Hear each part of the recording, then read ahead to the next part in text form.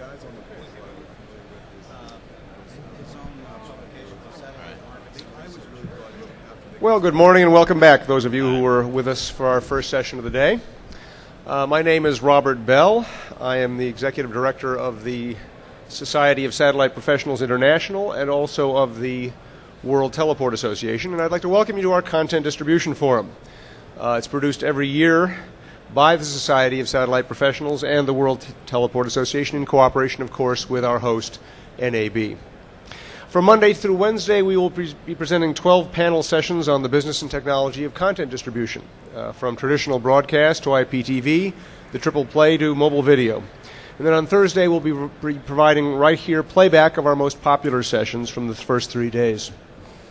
This program is made possible by the sponsorship of some of the leading companies in our industry, which include Intelsat, the operator of the world's largest satellite fleet, Inmarsat, which is a global leader in mobile satellite services, Embrato Systems, which offers video processing solutions for HD broadcast cameras and tapeless studios, and Cisco Systems, which hardly needs an introduction. They're a provider of video, IPTV, cable, and content delivery solutions around the world. I also want to thank PSSI Global Services for providing the live and recorded video coverage of this program, which we're streaming it live. We'll be making it available from the websites of WTA and SSPI, and you can visit them here in the Central Hall at booth C6448. And finally, if you're interested in learning more about either of the organizations, WTA or SSPI, you'll find literature in the rack at the entrance to the forum. And therefore, without further ado, I'm going to get started with the Mobile Video Standards Wars and introduce our moderator. He's Bruce Elbert, President of Application Technology Strategy. Bruce?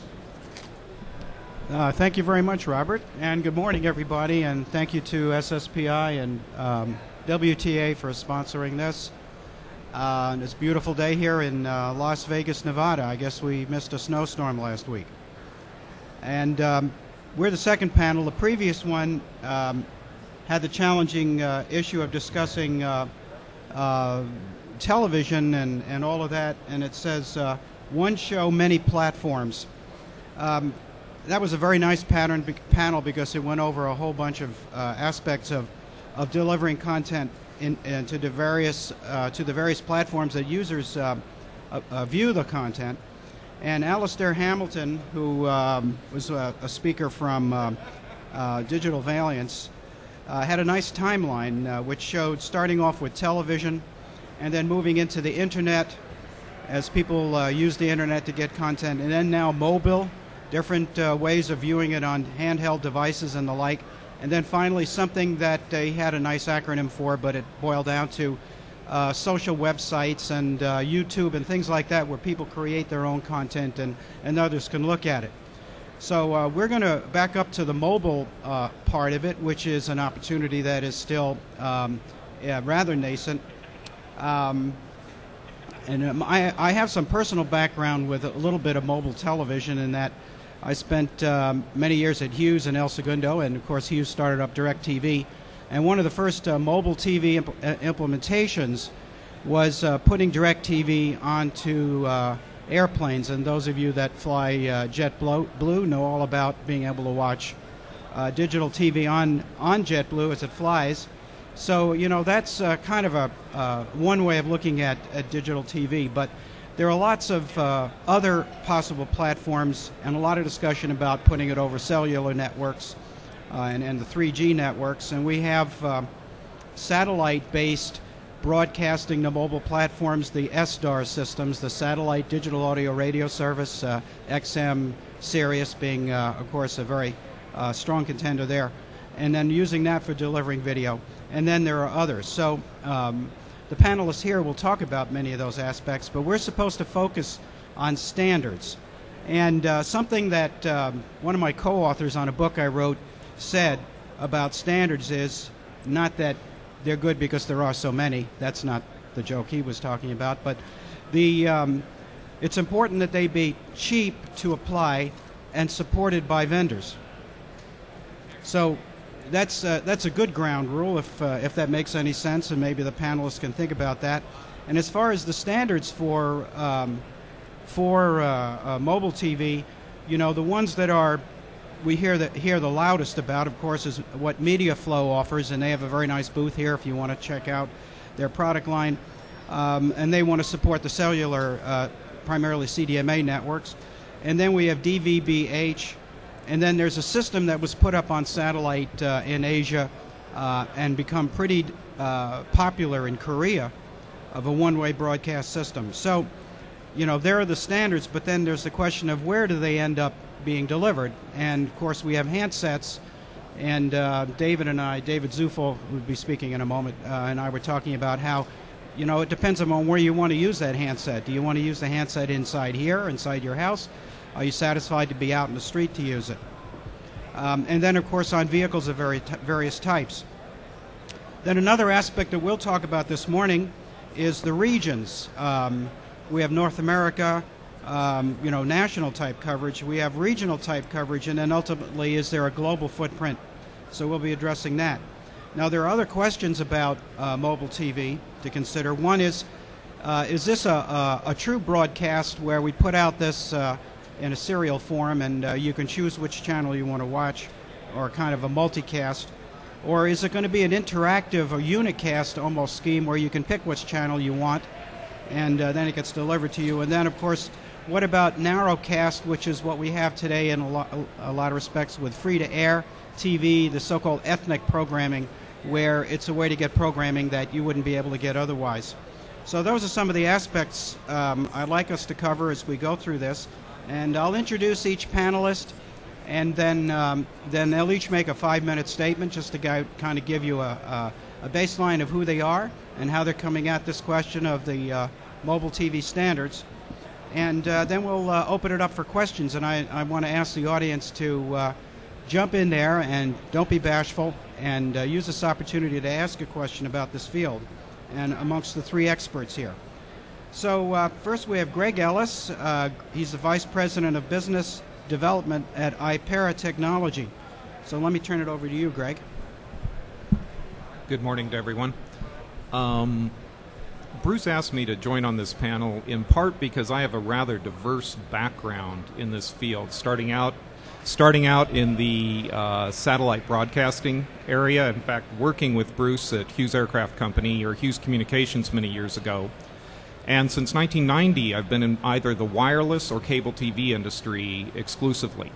My current company, Ipera, is kind of like the old BASF commercials used to say: we don't make the products you love, we make the products you love better. We don't make the video you use on your handsets, we make the video you use better. We provide technology and products that allow people to reduce bit rates while keeping quality the same, or improve quality overall once you've delivered a very low bit rate stream to the handset or to a user on a PC. In particular, in the mobile TV space, we have been working with European carriers. We've been working with 10 of the major handset makers, which, since there are only 5 that account for over 90% of all handset sales, we've been digging with all 5 of those, and then deep into the other end of the spectrum, the small OEM end. And we've been working directly with carriers to try to solve the big question and problem that they all see with delivery of video, and that is, how can I stop this bandwidth hog from sucking everything up? What technology do I need to use? Are there ancillary technologies that can perhaps make the whole standards question a moot point, where you can pick and choose whatever standard you prefer? Or, you know, what is the best way to go? Do we go with MediaFlow or the ATSC's new idea, where you stay outside of the standard cellular band? Do you stay with the MOBA TV or the in-band streaming type of solution? And fundamentally, after working with all of these handset providers, working with carriers, and we've started working with broadcasters in the last 6 months as we've introduced a standalone transcode product that's aimed at primarily holding quality so you can drop bit rates by factors of 3 or more. The conclusion we've come to is that fundamentally standards are not going to matter as long as you can make a business case out of it. At the basic point, every region of the world is going to develop, just like they have with cellular services, they're going to develop their own unique business case. Some of them will accept a delivery of broadcasting by satellite. Some of them will accept delivery of broadcasting in the over-the-air DVB-H or ATSC, their recent proposal that they're trying to roll out here in the U.S. And fundamentally, what matters is that if you can make money however you deliver it, if it's the content owners and the broadcasters who can earn advertising revenue by whatever standard and technology they want to use, that there are plenty of ancillary technologies and plenty of workarounds on the technology side for both handsets and carriers to make the whole system work. And that's fundamentally, I don't want to say we're standards agnostic, because we do have strong technical opinions about some of the broadcast modulation formats, for example, and some of the quality distortions you get based on those technical decisions. But for the most part, technologies like ours, the technologies our competitors provide, technologies a wide variety of other companies are doing, can pretty much make any of these standards work, as long as you can address the business case first. The business case, by the way, includes, do you want an antenna that looks like your old transistor radio, if any of you are old enough to remember that? Do you want that sticking off your handset? Do we all want to keep our handsets looking sleek and svelte like they do now? Well, that's going to push you to a different type of standard. Where do we go? What standards we adopt are going to be entirely tied to the revenue streams and have nothing to do with the primacy of or quality of one standard over the other, in our opinion. Greg, thank you very much. You have several good points, which we will definitely come back to. And so now I'd like to introduce David Zufall, Senior Vice President, Network Systems at ICO Global Communications. Thank you, Bruce. Thank you guys for coming. ICO is, I guess, in the forefront of mobile TV in a lot of ways. And you say, how did we get here? What are we trying to achieve? The mobile TV industry is challenging, but the MSS industry is even more challenging. So when ICO got into this business, we looked at the entire mobile satellite space and said, gee, where is the business? What can we do that leverages the power of a satellite and the interest in consumer products? And we came up with the concept of MIM, the mobile interactive media, where we could say satellites are tremendous at broadcast. We can cover huge numbers of people. Satellites are also tremendous at providing communication services around vast areas of geography where there are no other communication alternatives. And we need to put together a business that brings together a lot of services. Because a lot of the discussion I'm sure you'll see here is about the business model for mobile TV, and is there a business, and are people going to watch it on handsets, and where are we going? What our view is that mobile TV is very interesting in certain places. We happen to be focusing on a vehicle because people actually like to watch TV in their cars. Mobile entertainment systems are very popular in vehicles now. We're seeing interest from tremendous numbers of automakers to put entertainment systems in cars. But there's a question, how many cars are out there and how many people want to watch? And if we can craft a business that leverages TV to cars as well as communication services, as well as services that are independent, so other ways that ICO can make money, we can put together an overall business that's profitable and interesting. So as it relates to mobile TV and standards, we're not particularly, we're agnostic, kind of, as was said. We don't really care which standard wins. It has to be affordable. We have to make sure that we can get the products out there. We think the OFDM-based technologies are the right ones technically, but we have nothing against ATSC and the technologies that those guys bring to the table as well. So it's all about figuring out a business model for a product that's interesting. We think vehicles are a really great place to show TV and a good place to get your product off the ground. And then rolling out whatever product makes sense for the market. And there's a number of different standards out there between the United States, China, Korea, all of which could serve. We're quite happy with the DVB-SH technology, which we selected for our trial. We're running that here in Las Vegas. We're running it in Raleigh. We're running it nationwide over our ICO G1 satellite. So we're very happy with where the technology is.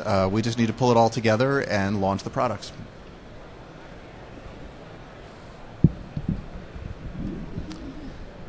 David, very good. Thank you for giving us that rather impressive picture, and I would like to see that picture sometime, by the way, of that product. We'll show you a demo later. You'll show us a demo later. That's important. Very good. I love demos. Okay, lastly, on our panel this morning, we have Cliff Beek, President and CEO of Star Asia Technologies, PTE Ltd. And whenever I see PTE Ltd., I think immediately of Singapore. Yes. So hand it over to you, Cliff. Thanks, Bruce. It's nice to be back in the States, and it's a delight to be here in Las Vegas with you. My company is basically a spin-off of mobile satellite services and an ATC business model, very similar to what David talked about. I started out with a company called TerreStar Networks, which is a competitor to ICO, but my focus was Asia. And Asia is an interesting market because, as David pointed out, it's a large, the countries all have their different standards, and there's different content for different regions. But I went to Asia with the thinking that it's so fragmented that there's an opportunity to organize and coordinate the business model. Part of it is, I started out in Asia, in Taiwan, about in 1992, working on a called Taiwan Space Asia Cable System, which was an uplink, one of the first uplink systems that was put there. And in fact, at that time, the regulatory regimes, the markets were all fairly, separate from each other. They weren't dependent. But today, the regions become geopolitically integrated. And I say that because when you look at Asia, there's a number of influences that are going on. It's the more mature markets, such as South Korea and Japan, have adopted mobile video very quickly. In South Korea and Japan, you see probably collectively about 38 million viewers looking at mobile video on their handsets. And you would paint the picture that this is a very attractive field to be in, but you also have to realize that in the market there, it's over the air and it's free. The biggest problem we have is trying to find a handset that would be, again, you could use in Korea, you could use it in other parts of Asia, such as the emerging countries, which I categorize the emerging countries as basically being China, India, Indonesia, Malaysia, the Philippines, Vietnam, and then you have the GSM or the greater sub-Mekong countries like Laos and Cambodia. But today, the more mature industries, more mature markets such as Japan and South Korea, have been very influential in how these standards have been developed, because you're seeing intra-regional economic activity between you see more and more Japanese coming into the Philippines. You see more and more Koreans coming into the Philippines. You see the Malaysia being a low-cost provider. So the handsets and the issues of can we provide a technology in both regions that are compatible. So really, in my mind, what's really driving this is three things. It's the regulatory environment, it's the handsets, and then at the end of the day, it's the content that you want to view. The regulatory environment, to a large extent, in places such as the Philippines, for example, mobile broadcasters or mobile operators are precluded from providing content over their handsets, such as mobile video. And the same is true in which that the telecom operators can't provide the mobile content can't be provided onto the telecom, and the same is true. The cable operators can't provide telco services onto the cable networks. And the regulatory bodies who are in the position to help solve that gray area have to basically come up with a solution that will enable them to provide video content to the handset. The other piece of this is the spectrum. The spectrum is a very large issue today. When you go into some of these regions and talk to mobile operators, they'll tell you, we have all the spectrum we need today. And the truth is, I don't really believe that that's necessarily the case, because most recently in Hong Kong, they had their auctions for their in the 2 gigahertz band, and you saw a lot of high contested bidding. And it finally went for approximately 34 cents US cents per megahertz per pop, which is about anywhere between 64 to 63 million US dollars spent for this block of spectrum. And the successful bidders were the ones that you would expect to see: CSL, New World Mobility, PCCW, and Hutchison Telecom. So, in the event of spectrum, there's a finite resource as well to cover this particular content. And I guess the last and final piece that I'd like to talk about would be the actual content that you're going to view. I don't think that it's the traditional content that you're going to be seeing come across the mobile video services. In Korea, for example, the majority of the viewers are only on their handset for maybe 20 minutes during commutings. And the formatting is, a lot different than what you're going to see. You're not going to, maybe want to see some updates on some news and some scores, but today where the world's going is probably going to be more looking like self or a social relevant and content that's being originated by the end user. And it's a different world in terms of what today is being viewed in Japan and what's being viewed in Korea than what's probably going to be viewed in Malaysia or Kuala Lumpur or Indonesia. And those markets are coming together quickly in terms of the types of individuals who are viewing content. So I think the content's going to be a lot further or a lot different than what they're seeing today. And finally, I think that the networks themselves need to be opened up to third-party developers. I think that the type of content that's going to be developed will be not done by the traditional sources. So in my view of what's going on in Asia is that the standards are going to need to be able to ride upon both a satellite and a terrestrial network. The MSS ATC standard is probably the one that has the greatest success available today, based on the fact that it's wide audiences covering a large population in very dispersed geographical areas. Okay, thank you very much. That was excellent perspective, Cliff. You covered a lot of ground also, and gave me an opportunity, along with the others, to come up with some questions here. One question I've got for the panel, and since this entire forum here is sponsored by two satellite communication organizations. Not everybody here is focused on satellite, but we are coming at it from a satellite perspective. Do you view that in terms of mobile TV that the satellite piece of it, the space segment piece of it, is primary for the delivery, or does it merely supplement in providing some other necessary function than being the primary? Okay, David? Satellites are primary, and really there's a question of timing and how you get there. Terrestrial sites, I came out of cellular and I spent a lot of time building towers. Towers are great. We have a couple of towers here in Vegas. They cover, here in the convention center, and you can get in buildings, around buildings. They're tremendous. Cellular works really, really well. That's expensive, though, and so you get a handful of miles radius out of an individual tower, and people want a service to be nationwide, day one, at an affordable price. And what satellites let you do is get out of the gate day one with a nationwide service. And so satellites are tremendous as the way to get into the business. What we liked about the DVB-SH standard in particular was it gave you a way to gracefully add terrestrial coverage. So we operate in what's called a single frequency network. So we're broadcasting from the ICO satellite with video channels that you can get literally anywhere in the United States, and then we rebroadcast those same signals on exactly the same channel and synchronize the transmissions with the satellite so that we can use no more spectrum on the ground to fill in and get incremental coverage in different areas. So if we're going to get the product off the ground, that's why we thought start nationwide, start in vehicles that have reasonable antennas, and then have a migration path toward in-building to smaller devices, etc. So we think satellites are really fundamental to getting the product off the ground. And that's coming from a guy who used to be a cellular guy, correct? That's right. Now, only, 2 years ago you were Yeah, cellular? 3 years. It's been the wild ride in satellites. Okay, very good. Anybody else want to comment? I would agree with first go David. with Cliff. I think that the only issue that we're having with the handsets is that it draws a lot of power. And the handsets need to be, the evolution of the handset needs to be advanced.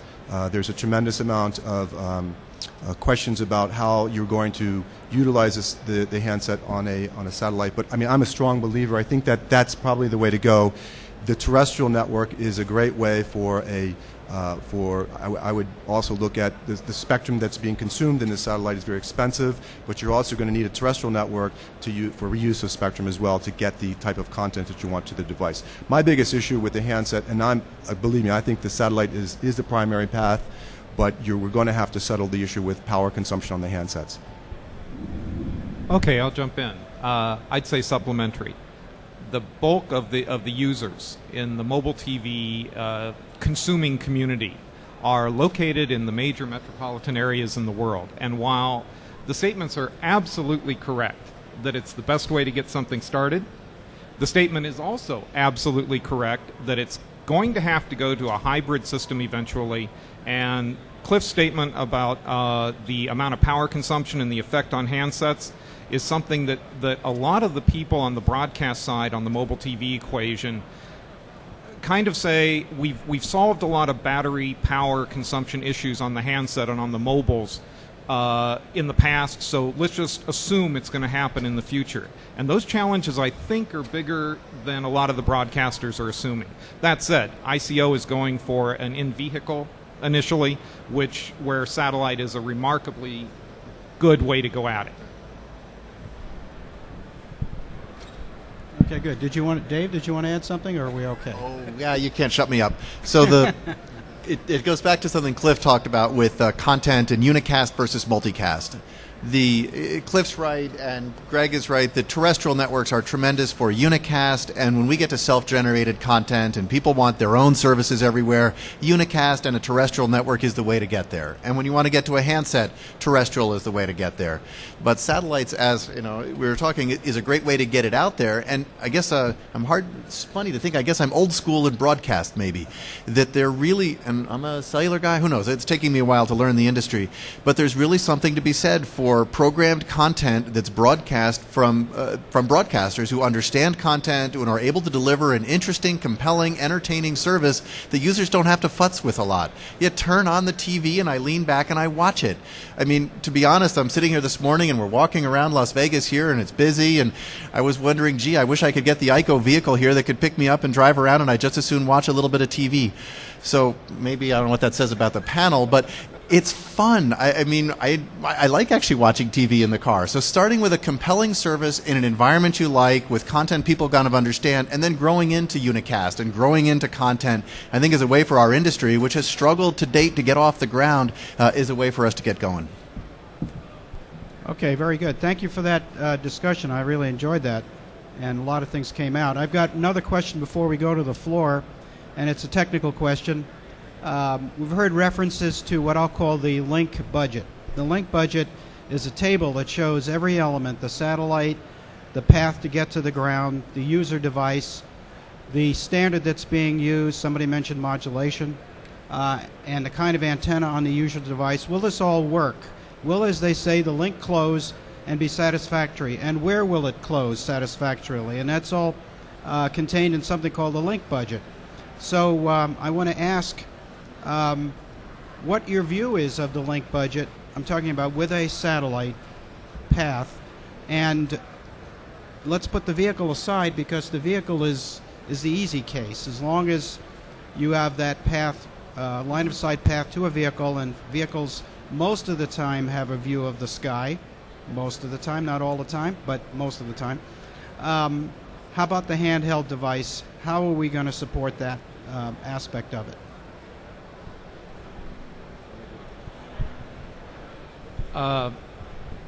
When it comes to the handset, we're going to have to do a cached approach, much like the internet is doing right now, with content where Akamai or one of the other content delivery networks will have local caches. We're going to have to take those local cache, that architecture, and move that cache in a much smaller amount of storage onto the mobile handset, onto the mobile device. Because user perceptions in terms of their quality of experience when they're watching mobile TV are substantially guided by whether they see interruptions, whether they see stutters, or whether they get the kind of smooth-flowing repartee among newscasters or a sports show, any of the timely broadcast contents. And if you don't move some kind of caching onto the handset and don't increase the memory capabilities on the handset, do progressive type downloads, if you will, to use a file download term, you're going to run into some quality of experience issues for the end users, and I think it's going to impact the success of mobile TV. Just 1 second, I have a follow-up question for Greg, because I'm glad that you said all that, and because you kind of put the standard aside and you said you said if the device is able to store bits so that as the bits come in, some of them erratically and all of that, you can still produce something to watch. And you mentioned something earlier, Greg, about the ability of the software that your firm produces is able to reduce the bit rate. And so if you can reduce the bit rate of the display, then you can tolerate more variability in the delivery of the bits. You want to comment on that? Well, actually, what we do is we improve the quality of the video and let the delivery company decide how far they want to take the bit rates down. But reducing bit rates, reducing bandwidth, everyone we talk to on a daily basis in the wireless business, when they talk about video, they talk about finding solutions to reduce bandwidth usage right now. It is just killing them on the bottom line in the U.S. It's killing them when people go to YouTube, when they go to Hulu. It just is destroying the business case. And in answer to your original question, by the way, I don't think the satellite link budget gets closed. So I think you need some kind of buffering approach in order to allow reduced bit rates to accommodate interruptions in the connection and to basically deliver the quality of experience that makes mobile TV successful. Great. I'm not a technology person, but I was brought here to speak from Space Systems Loral about their technology that they're implementing. And, you know, their satellite that they've developed, I think, for ICO and also for TerreStar is one of the largest commercially developed satellite ever. When you talk about link budgets, it's a, you know, you get beyond my capabilities, but it's, you know, there's physics when you can't get beyond 22,000 miles above the Earth, but they have a 18-meter dish that radiates, you know, unbelievable amounts of power to the handset. And I have to think that based on some of the testing I've seen and the investments that have been made in the chipset development, some of the software, they're able to function properly. And I have to, my reference point is to go back to South Korea and to Japan and Hong Kong in areas where they're actually using over-the-air to the handset. You know, companies like LG, Samsung, and Pantech have done a fairly good job at providing mobile video to the handset today. I happen to think that the reason why the mobile satellite and the, you know, the ancillary terrestrial component needs to be worked together is because the idea of the spectrum. You get the complementary spectrum band on the ground as well as on the uplink and the downlink from the satellite. So it gives you that additional capacity. And that, you know, saying this is going to be a standalone satellite receiver is, I think, is going to make it very difficult. But when you combine both like 10 megahertz and the 10 megahertz of the complementary on the ground, you start to satisfy some of the capacity constraints when you integrate the terrestrial with the satellite. And I don't know, David, if you have any. Yeah, I spend too much time on link budgets. Link budgets are hard, and one of the problems you have with broadcast is that everybody's getting the same thing. You know, the satellite is broadcasting one signal, and so you can optimize that to be received on a big device, a big antenna, or on a little device on a handset. And you don't get to choose. You really have to pick one. And so if you send down a signal that you get the most number of bits, as Greg said, to a pretty big antenna or a you know, something the size of this water bottle, you'll get a certain amount of capacity, but it's not clear that your handset would be able to receive that signal, and so you don't have enough energy to light up the handset. If you send down more energy and hence fewer channels and you can light up a handset, why you've wasted a capacity that you could have gone to a larger device. So it is a challenge to figure out what the right target is. So where we came down on that was a couple things. One was to say handsets are going to be very good for video under the terrestrial part of the network, but handsets are able to communicate for messaging and for assistance and for emergency services directly to the satellite. So we have a satellite, much like Cliff's. It's a 12-meter dish in our case, built by Space Systems Loral. A couple of weeks ago when I was here for CTIA, we were demonstrating a small Razor-style handset talking directly to a satellite that we've been working with Qualcomm to develop. So you can create a device which communicates directly to the satellite for messaging and emergency services or assistance type services. And that's great on a handset. And you could do video, again, to the vehicle, and you can do video to a handset.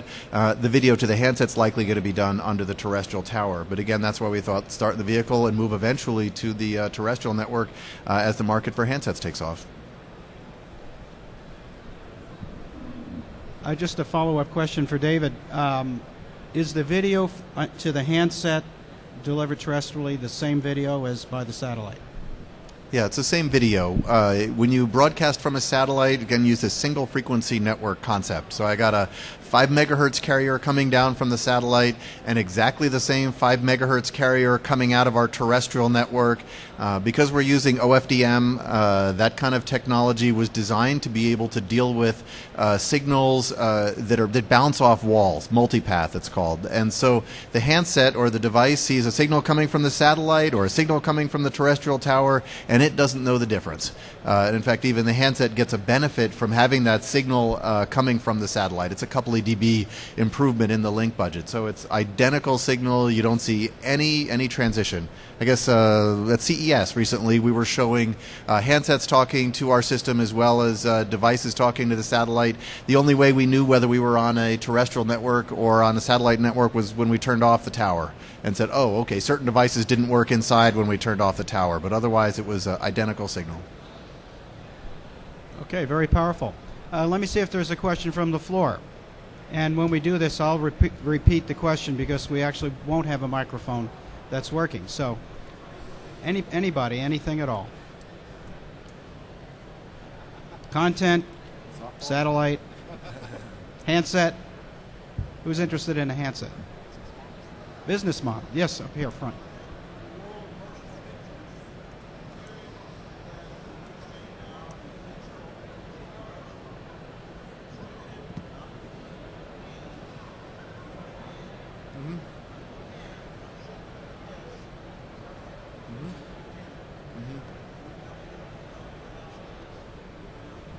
All right, the question had to do with distributing motion pictures in digital form by satellite, which is called digital cinema, or at least the satellite piece of it is distributing it. That's a very high bandwidth application and one intended to fixed locations, to theaters. A theater would have a dish on the roof to do that. So actually that wouldn't be under the context that we're talking here. We're talking about a mobile service where we don't get high bandwidth. We're going to get bandwidth in the hundreds of kilobits per second to maybe a megabit per second, although Greg was suggesting even lower bit rates so that the individual can see the picture. But as far as delivering to a theater, now that's going to be very high definition. And so it's even more higher definition than to your home TV set. So can you see that? You're pulling it like in the extreme other direction. Yes, we're still using a satellite, but it wouldn't be the satellite that David is talking about, for example. This would be the satellites such as Intelsat and SES Americom use, some other places on the floor here. And let's see, let me ask Robert Bell back there, do we have a panel that'll address the digital cinema here? No? Just happens we don't happen to have a panel on that topic. But one comment, though, on that. Your comment is right, though, that people are trying to distribute lots of content out to different places, and it's going to be digital content distributed. So I think Greg kind of hit on it with this concept of caching, that a similar idea says you're using satellites and other kinds of services to get content out to where it's going to be interesting. Now, your case was a lot of content to a big dish into a cinema, but you could potentially go satellite directly to a handheld and cache the content out there. And there's a bunch of guys, Roundbox in particular, who's working with our friends over there at the Mobile ATSC group to use kind of core video technologies around electronic service guide to be able to get content out to a device or out to a vehicle that then could be displayed or played or interacted with locally. So satellites are really good at getting that stuff out there, and then it's up to us, kind of as Cliff was mentioning also, to figure out interesting ways to render that content locally, pull it up from the device when it's interesting, and create an experience, kind of like what a cinema is doing, only on a much smaller scale. Kind of like a news program, yeah, that's pulling together lots of content, and it could be done in the local device, saying, hi, I got this content, a little of this, a little of that, and combine that with location services to say, I want to play him an ad, I want to do whatever else is here, and God forbid, get something off a terrestrial network over a unicast. So I think there's a lot of runway to create some interesting services there. Good. Another question. Yes, Thomas. There seems to be a disconnect between the marketing people and the engineering people. Never happened. There's a rising expectation with all these people carrying their iPhones and the rest of it that they're going to get YouTube video clips and so on. But a typical video clip is 100 megabytes. Can you guys develop that issue? All right. Does this have to do with, let's say, I think, Thomas, the question is that from the marketing aspect of what people see on television, what should be possible, they should be able to see a video clip, 100 megabyte, pardon? Off the web, yes. And now they're expecting to get that same experience on a handset, and we're not kind of, you don't think we're offering that capability. So is there a disconnect? Yeah, that's a great question, and I do think that the content that's going to be viewed, at least in Asia, they are the ones who are looking not to view CNN or ESPN. They're looking for content that's socially responsible and created by the end users, and also having access to other sources of content, not the traditional sources. So the way who I think is going to be successful are pretty similar to what I really believe what David's doing and what the MSS world is projecting, and that is creating an all IP network in a 4G environment, and that's going to take some time to get there. The satellite and the terrestrial component that we're seeing today is being developed by the various manufacturers of base station and repeater networks are all IP based that can have 5 megs of throughput. I saw, Nokia's between 5 to 10 megs of uplink and 15 down. We're experiencing with that now, from what I understand. But that is where the world is going, and the only operators who can move into that space are the ones who are going to be able to build off of their 3G networks and move into a 4G environment. And that will be the spectrum that is what ICO's going after and what I'm going after. It's in the 2 gigahertz band that gives you that added spectrum. I believe that the repeater networks are being are at least tested today that will give you that kind of throughput. Very expensive to build, which gets you back to the idea of the handset. When you're looking at somebody in Japan using their handset versus that's about $600 versus someone in Vietnam that the GDP or the per capita income is about $3,600. They're not going to spend $600 on a handset. So that's the other issue in terms of how we get that to the handset. But in the more developed countries, I think you're going to see that in the next 2 years. Yeah.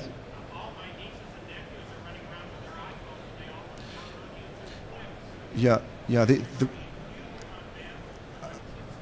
Well, I don't say today. I don't see the spectrum that's been allocated for this, but the spectrum that is being allocated in the MSS ATC component is adequate. There's about 30 megahertz of spectrum on the ground that's been unallocated in most of these countries, and there's approximately another 30, 15 up and 15 down to the satellite. So I think you'll see it. It's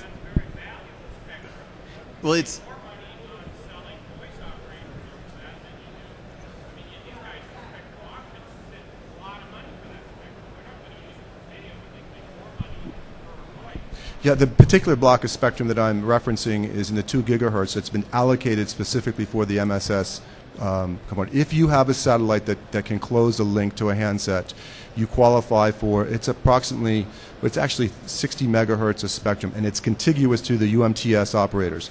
The UMTS operators have an incentive to start getting into this space now because they need that extra spectrum to offer those services. So at least in Asia, there's been a high motivation of this cooperation for a satellite operator to work with a mobile provider to move into that 4G or it's actually 1970 to 2200 block of spectrum. The spectrum exists, but the business case is a challenge. You're absolutely right. So the spectrum exists. You can use cellular technology and any number of technologies out there to be able to create the kind of capacity you need to deliver those kinds of services, but it's not free. And the hardware is expensive, and you need to put up a lot of towers. It's pretty easy if you have a chunk of spectrum to add more capacity, you add more towers. It's a little bit cheaper if you have more spectrum, but you got to add towers, and there is an opportunity cost, exactly as you said. Voice is a perfectly good application, works at 8 kilobits. And video, I want to do 100 megabits, and, the cellular operators are going to be challenged. They'll say, gee, how much capacity am I going to allocate to video? And when you have to do unicast, again, broadcasting that YouTube video to one guy, it chews up a fair amount of capacity, but it can be built. So the demand will grow, and eventually, people will demand it, and I think the network capacity will grow eventually, but that's why broadcast and satellites are really good.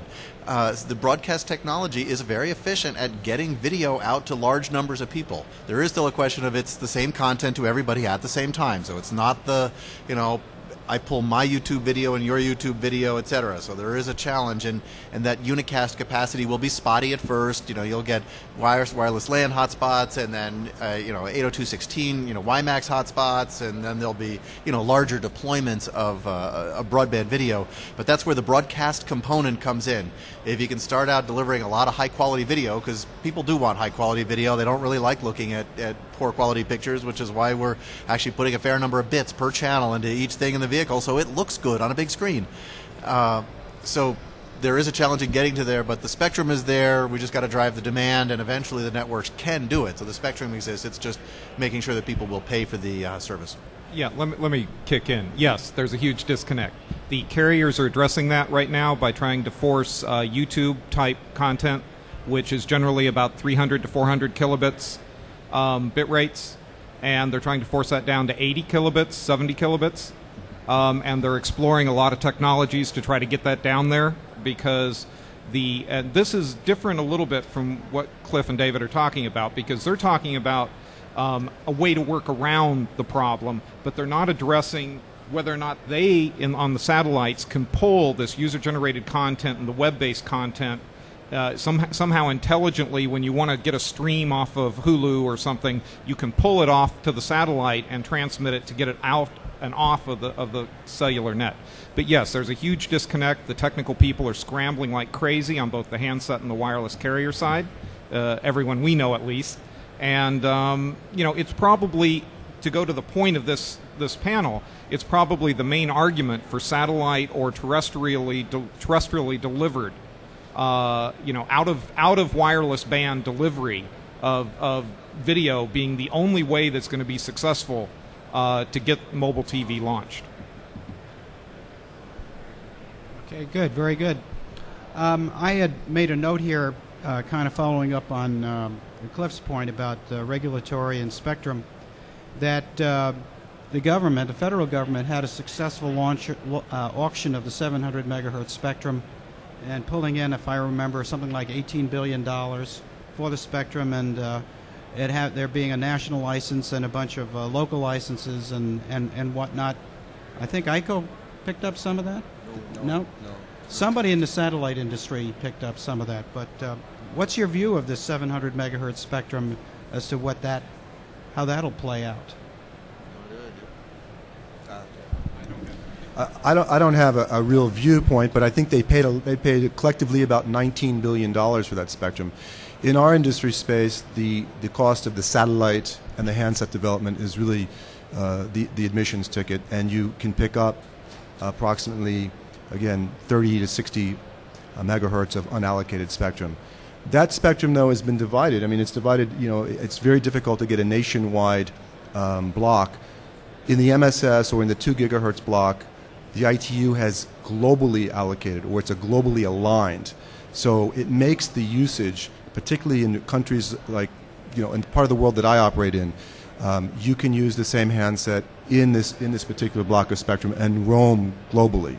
And that's what makes the 2 gigahertz block spectrum valuable. It's globally allocated. Spectrum's good. Yes, they paid a lot for Spectrum. We have a bunch of Spectrum. We're in the MSS ATC space. We have 20 megahertz, 10 up, 10 down, which at 700 megahertz prices would be worth a fair amount of money. But it's unclear what some of those guys are going to do with it. Dish bought some, so they've talked about a few different standards. So Spectrum exists. It's kind of the point that before. Spectrum does exist, but it takes some money to build out those networks.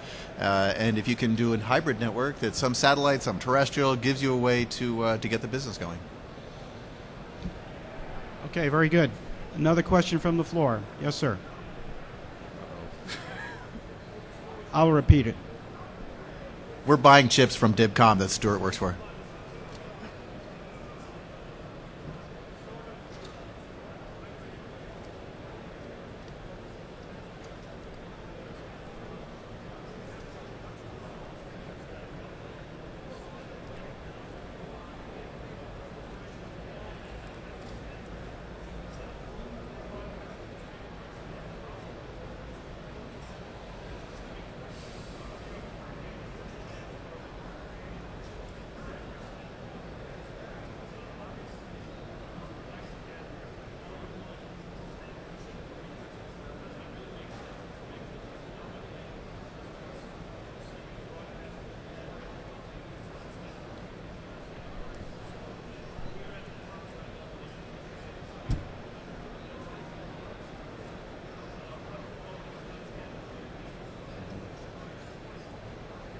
Okay, well, thank you for bringing us back to the standards aspect of the panel. Touche. And the gentleman is from the semiconductor industry and producing the chipsets that would go in, for example, the ICO device, and for others, obviously. And the concern is, the proliferation of standards, and we've identified 3 or 4 and more coming. Is that a hindrance to the industry? What are the prospects for narrowing it down to fewer standards? Of course, we have to define what industry we're talking about, and that's another challenge, because we've been talking about the structure of delivery of programming to a handset or to a vehicle, and we're talking about video here primarily, television. So what do you see as the importance of the standard? Yes, and I'm going to hand it over to Greg and let him talk about that first, because like on the semiconductor, he's on the software side, also has to consider the same question. Well, like I said at the beginning, we're kind of agnostic about it. I actually, in direct answer to your question, I don't think it's going to hurt the industry terribly badly, although your end and the CE manufacturer's end are going to bleed a bit on it. We are strong believers in the OFDM-based standards. In particular, we think the various DVB standards and DMB standards and CMMB and these that are loosely based on the same core technologies will ultimately come together into a hybrid standard. And we think that's going to have to happen. Right now, on the handset side, you only have between 150 to 250 million handsets in the world that are capable of receiving or playing back video. So we think that the OFDM-based standards will eventually start coalescing around a single standard, and we think that that's going to have to happen when you start getting the number of handsets out there being the majority of handsets capable of receiving video. We think you'll start seeing that because the economics are going to drive it to that. ATSC, I don't know where that's going to go. That's a business case driven standard, which, hey, if it makes sense here in the U.S., great. But it's still a business case, and I think beyond that, there has to be an in-band streaming standard, then there will be an out-of-band broadcast standard like DVB-SH. I think the outlier is what's happening in China today with CMMB. That's a homegrown standard that they want to control for what they perceive as being a very lucrative market for them. And I think it's either going to be a highly successful for them, or it's going to be a terrible failure. I think short term, it's been an inhibitor to the development of mobile broadcast. In a sense that China development, they've never been leaders in the field; they've always followed.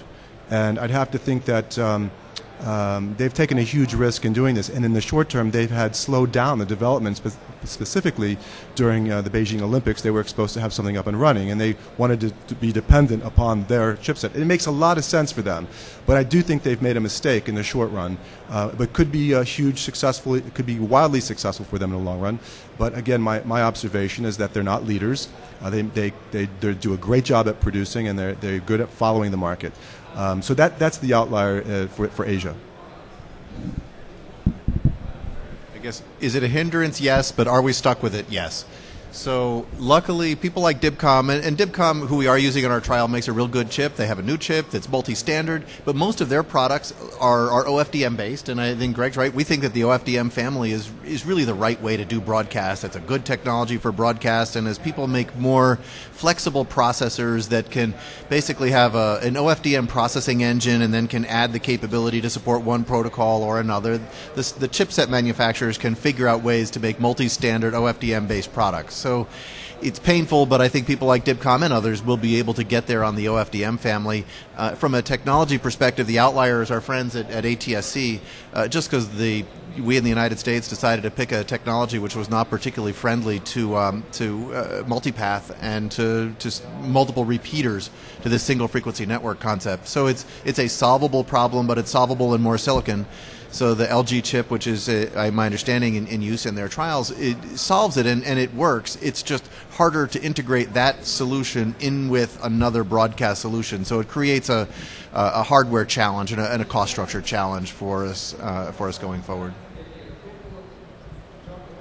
Is that good? Okay. Anybody else? Got time for another question here before we wrap up. In front.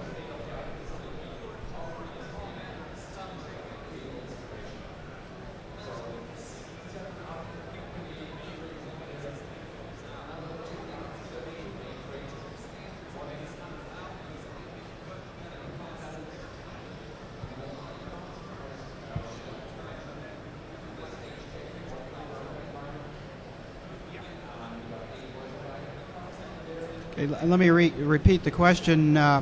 For the consumer electronic manufacturers who have to produce a product in and around the chips and air interfaces, as we call them, or whatever they are, is this going to go reasonably well so that we end up with something in a reasonable time frame that is either standards-based or solved in some other manner?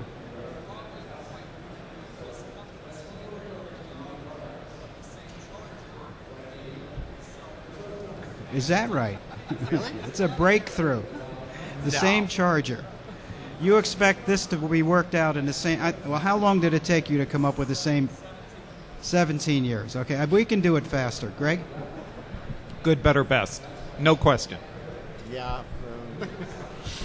I would agree with that, yes.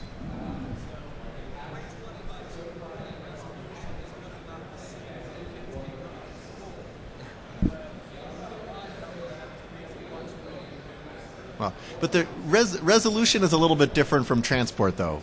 So on resolution, we'll all end up at some H.264-like encoder. There seems to be a lot more synergy in that space than on the transport side. And all of the broadcast protocols let you vary the bit rate per channel. So you'll see different resolutions and different coding because the Internet's pretty much solved that problem, and coders are able to deal with it. It's really this physical layer problem that we've got. There's going to be some DVB and some ATSC, and Stuart's going to have the challenge of having to put those all on a chip, but they'll figure it out. It's just a little bit of coding.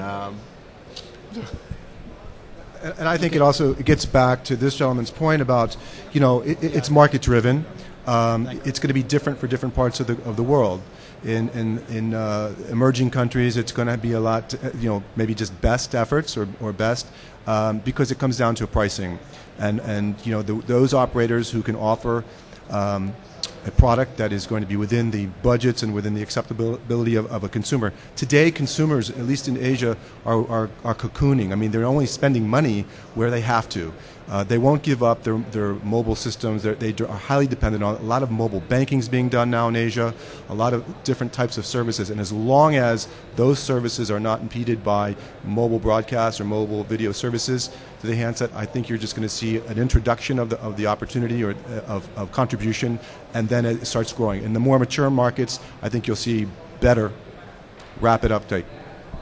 Okay, so perhaps we'll lead here in the U.S. and resolve the good, better, best question in short order.